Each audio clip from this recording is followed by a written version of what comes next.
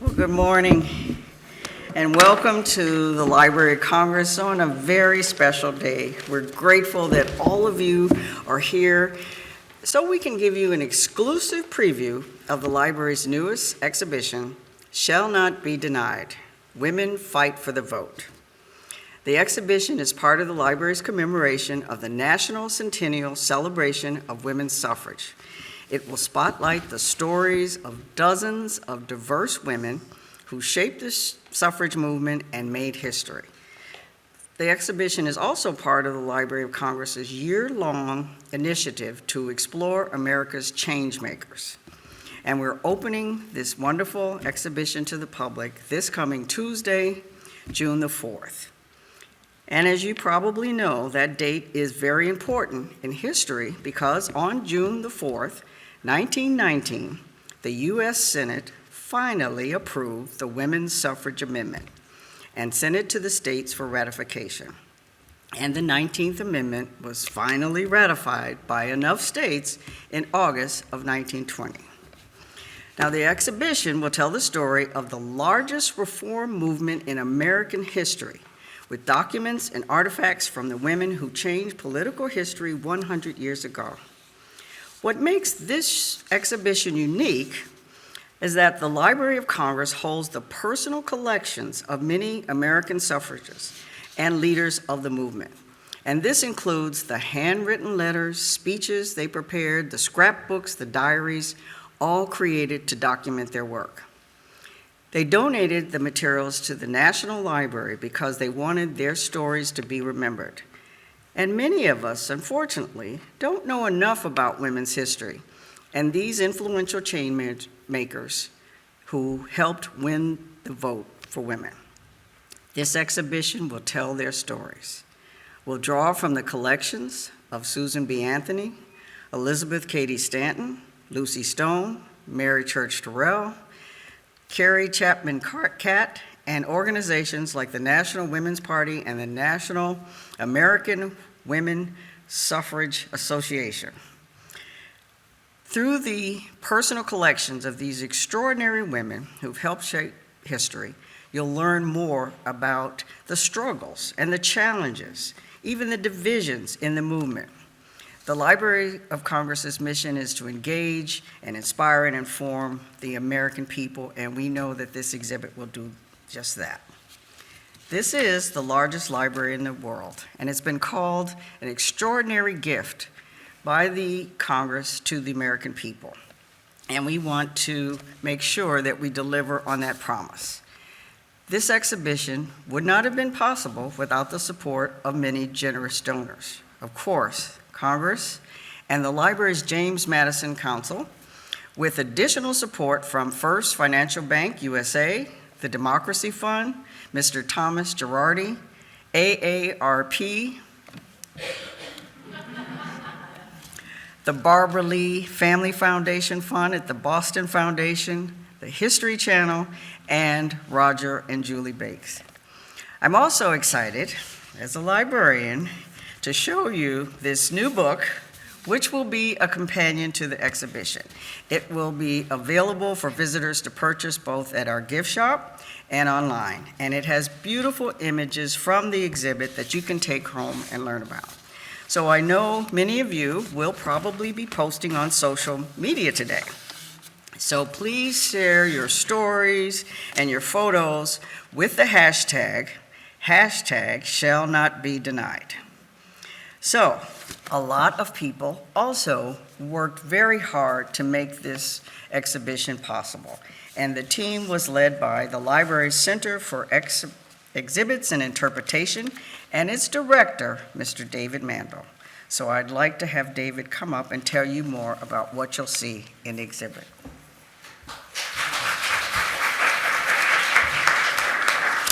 Thank you, Dr. Hayden. Good morning, everyone, and thank you very much for being here today.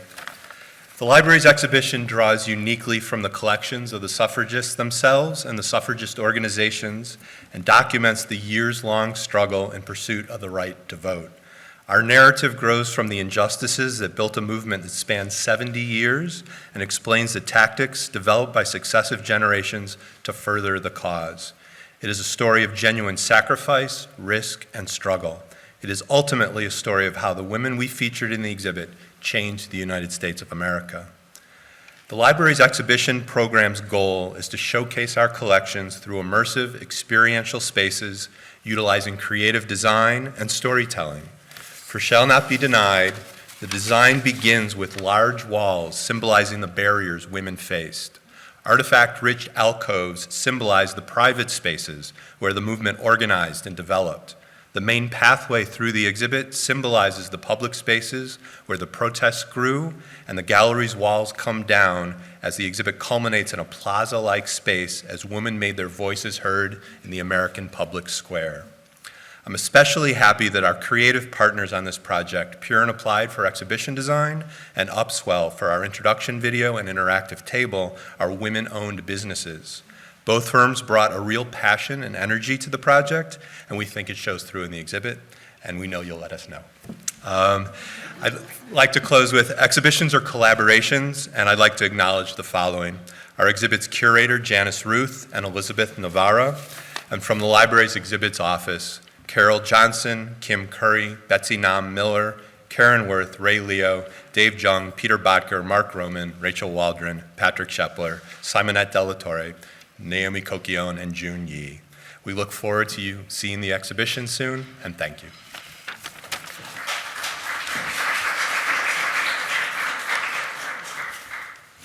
And thank you to David and your truly amazing creative team. Now, I have the opportunity to introduce the next speaker, who really needs no introduction. She is the longest-serving female U.S. Senator in history. I think that deserves applause.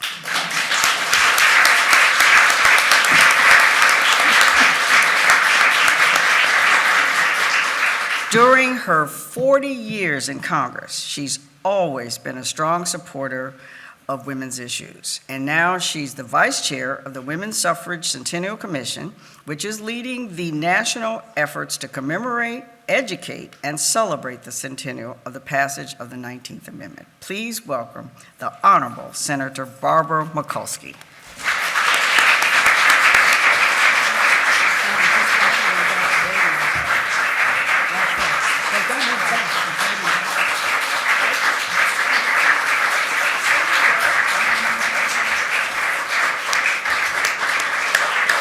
Good morning, everybody.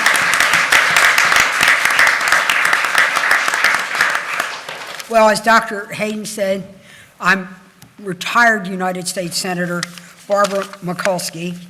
Senators don't retire. They keep showing up and talking and talking and talking. It's a thing with us. And it's so great to be back here at the Library of Congress. And it's the Library of Congress. It was never meant to be the library for Congress. When Congress created this great library, it's so they themselves would have access to books and the classics as they worked to invent democracy. But they didn't want to be the only holders of the repository of knowledge. And of course, now under the leadership of Dr. Hayden, it's expanded its great mission more. And today, we're commemorating, or we're announcing, the fact that next week, we will be opening the exhibit, "We Shall Not Be Denied," language taken from the 19th Amendment that expanded democracy to the other half of the population, the one that Abigail Adams wrote her husband about and said, "Don't forget the ladies." Well, they finally got around to remembering, but only because of this mass movement. What is so exciting about this exhibit is that it is, yes, educational. Yes, it's done in an exciting way, but it's also inclusive. We will, in this exhibit, own the entire narrative of suffrage and the entire narrative of all of those who participated, people of all backgrounds, of races, and ethnicities. It reflects what the Women's Suffrage Centennial Commission, of which I'm a member, wanted to do. The commission was created by Congress at the leadership initially of the women of the Senate so that we could commemorate the centennial of the 19th Amendment. But we wanted to be able to remember so that we could reflect and re-empower what this means. Because we believe that in order for democracy to work, we have to work at democracy and remember our own background. This exhibit is part of a larger commemorative effort that is already underway. National cultural institutions like the Portrait Gallery, the Archives, the National Archives have already launched their exhibit. On May 21st, the House passed once again the resolution on the 19th Amendment. On June 4th, the Senate will also commemorate that anniversary, and there will be the race to the states. All other federal agencies, including Treasury, Interior, the Park Service, are participating. So that's the data. But why is it important? Students sometimes say, why should I study history? Well, we study history to better know who we are, to know who we are as a country and as a nation, because history is our national identity. This particular commemoration enables us to own the entire narrative of all who participated, some well-known, some rarely, if ever, known. The movement of women's suffrage is the story of America, its law, its character, and its never-ending efforts to expand democracy. What we will see in this exhibit is that it educates, it edifies, and hopefully it inspires, because it tells the story of courage, persistence, and sacrifice. We'll learn the history of the bravery of women, and we will also hear the stories of the great men who supported us. We're also going to take a look at the false reasons that were given to exclude women of all races and ethnicities, so that we can learn never, ever to repeat those mistakes again. We are commemorating women's suffrage, as I said, to remember the past, what it means today, and to empower and inspire the next generation. Again, what we hope to do is by remembering, we continue to expand democracy. I would like now to introduce Janice Ruth, who is the curator of this and the acting chief of the Library of Congress Manuscript Division. Dr. Ruth is really an outstanding scholar in her own right, and she has put together, I think, something that's going to be a blockbuster of an exhibit. So, Dr. Ruth, won't you please come up and take over while I get off this little stool of mine?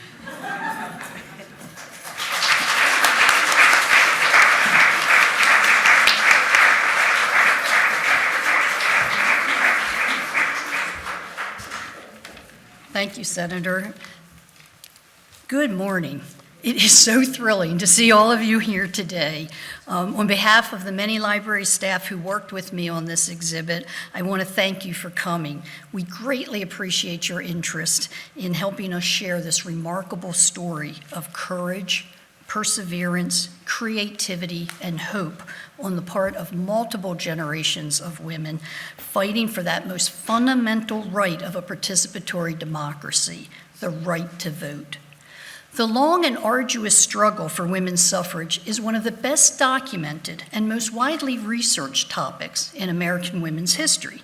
That historians know as much as we do about the suffrage campaign is due in large part to the foresight, to the participants' conscious efforts to record their movement's history, and to the foresight with which many archival repositories collected the materials.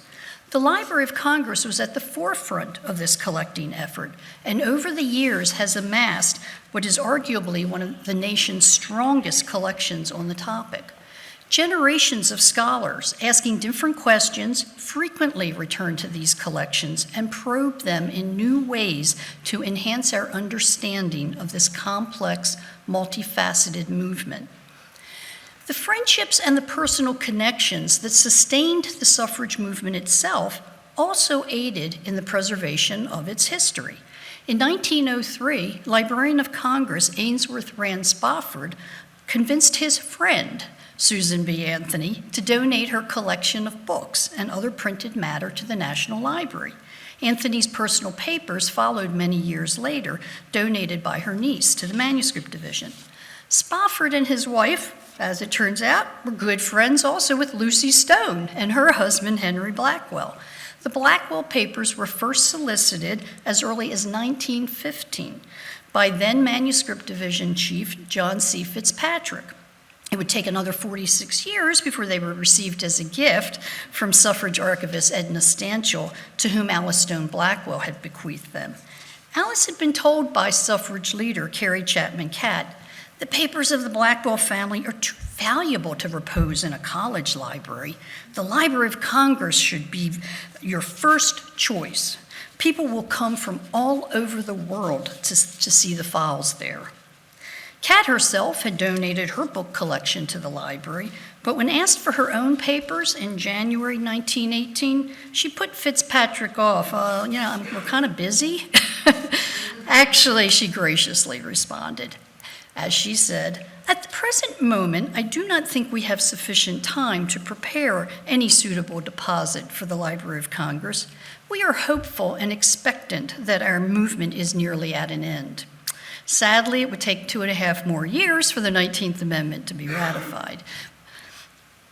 These kinds of exchanges and acquisition efforts would be repeated year after year. As a result, the personal papers of many of the leading participants, and Dr. Hayden alluded to many of them, so I won't go over the names again, but well-known names, as well as some names that probably aren't as familiar to you, have come into the library. We're gradually digitizing many of them, making them available worldwide, online. And in connection with this exhibit, we're also launching a crowdsourcing transcription project so that we can further people's engagement with these wonderful materials.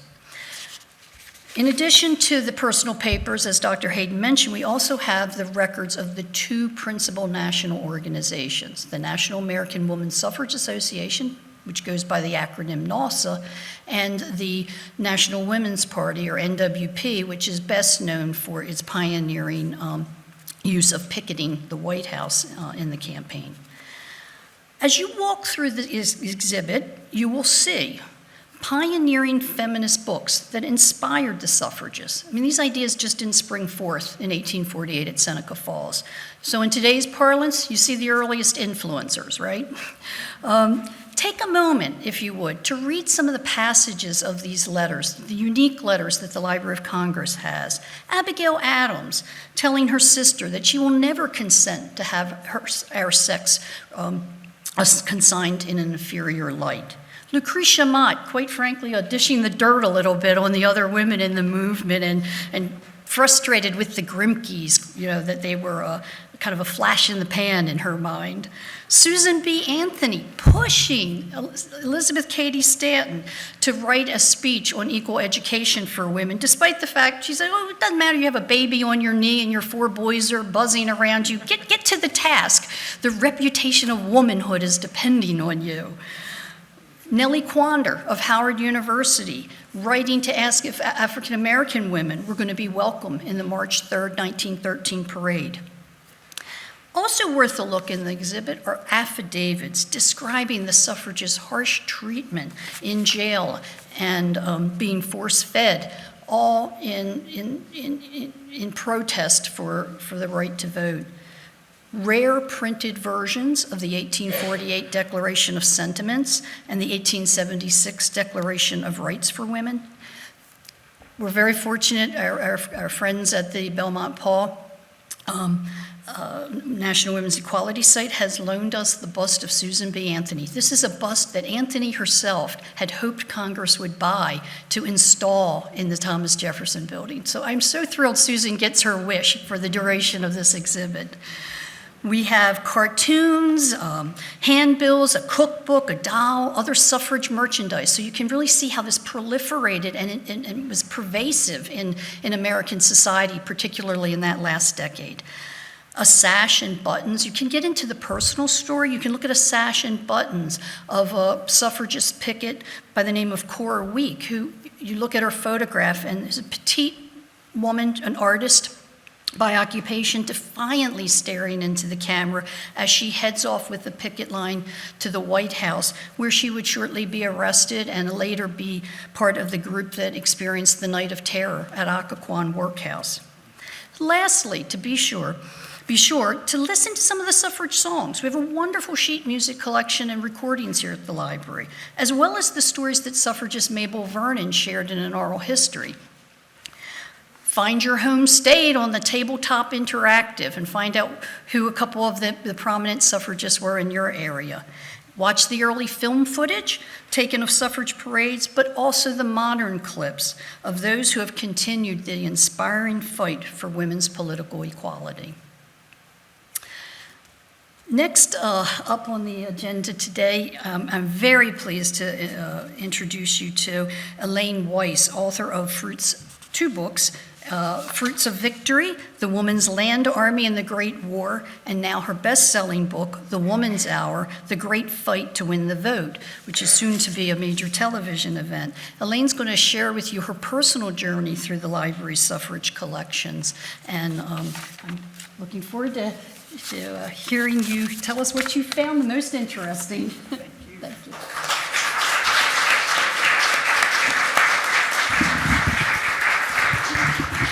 Good morning. Good morning.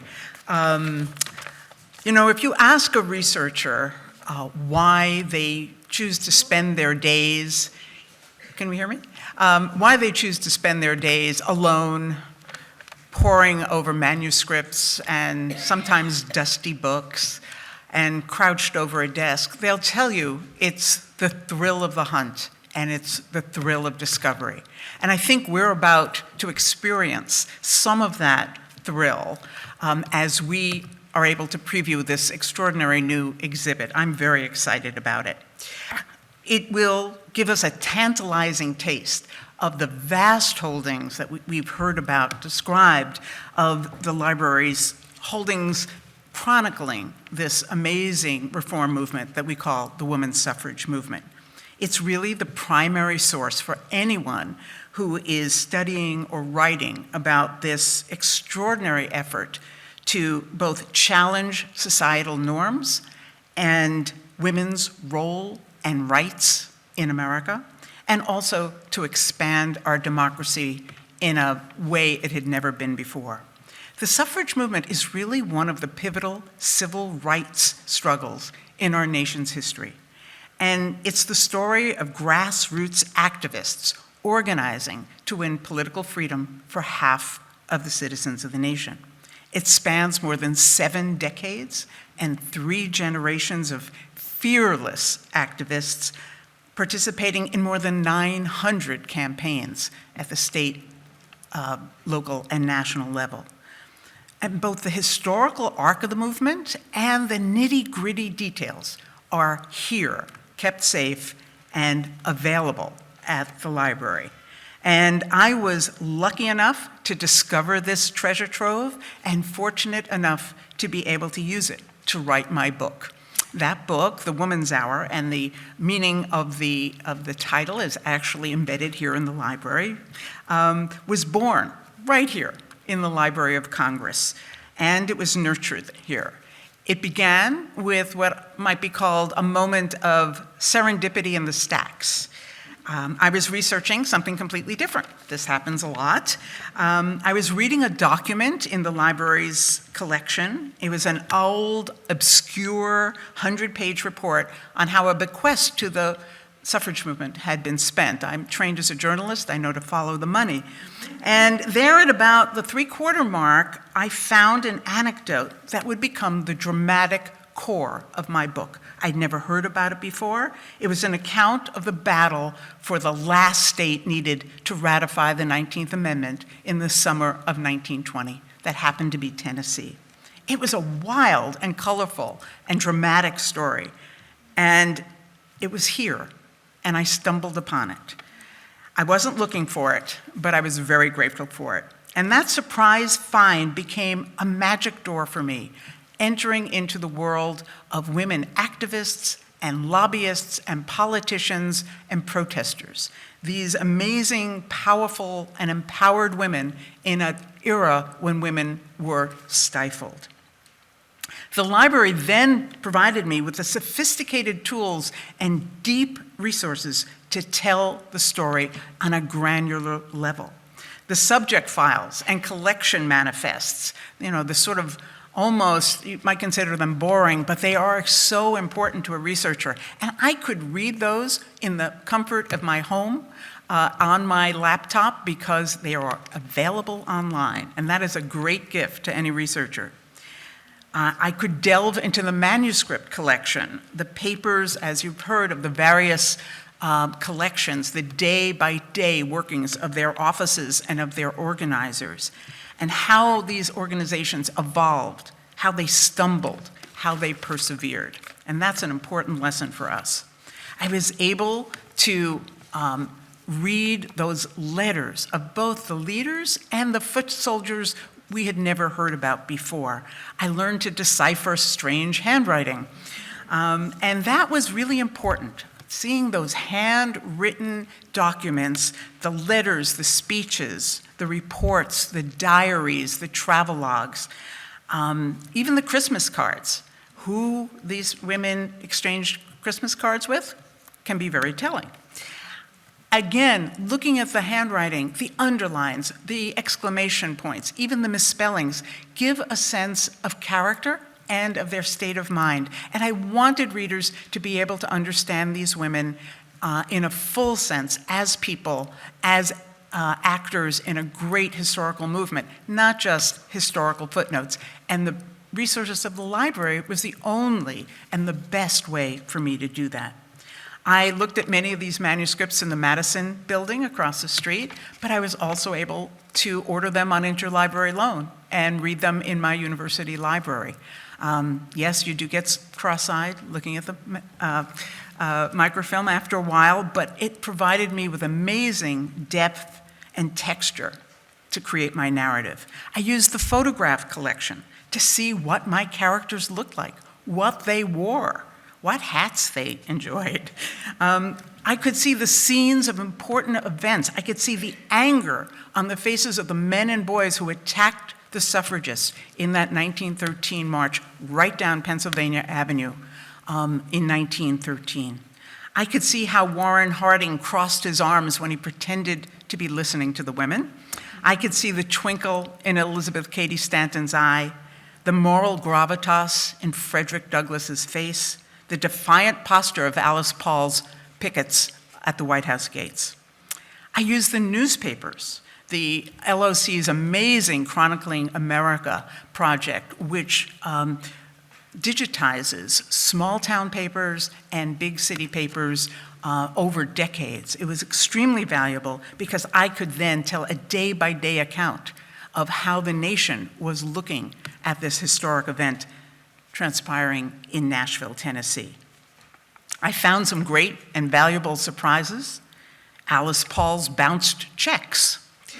This gave me great insight into the challenges of financing the movement.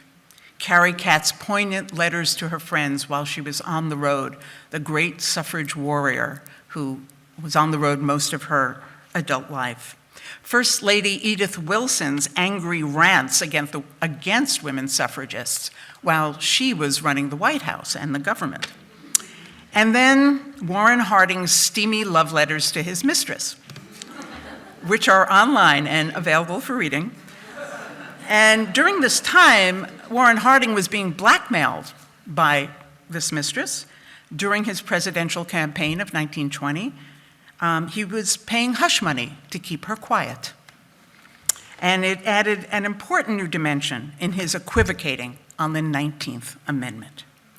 The exhibit we're about to experience now, some of the gems of the library's collection, tell a story that's not just an historical curiosity. It is surprisingly, and I think even unnervingly, relevant today. It deals with issues in our headlines right now: voting rights and voter suppression, women's rights, inequality, dark money in politics, the role of religion in public policy and racism, because the story of women's suffrage is inevitably a story about race. And there are moral compromises made, and we are still living with those consequences, and we need to learn valuable lessons from that. In a broader sense, this exhibit asks important questions. When we say, "we the people," do we mean everyone? And do we, as a nation, are we brave enough to embrace democracy? We're still asking those questions, and I think the treasures of the Library of Congress help us answer them and understand where we've been and where we are today. Thank you very much.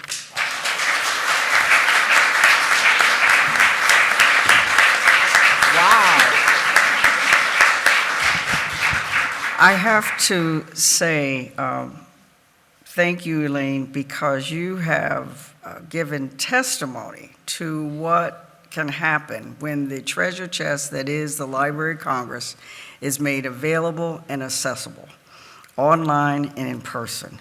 So thank you. You even brought up a few things I didn't know about.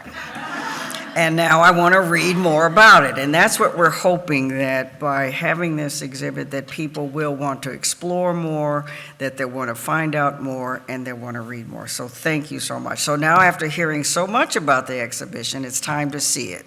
And again, please use the hashtag shall not be denied when you post on social media. And thank you again for coming, and thank you, members of the libraries team that brought this together, Janice, Ruth, the people who collect and preserve and make the materials available. You see what happens, and you've heard what happens when those things come together. Senator Mikulski, wow. Keep fighting, and of course, David Mandel, who makes it all come alive. So thank you, and let's go look.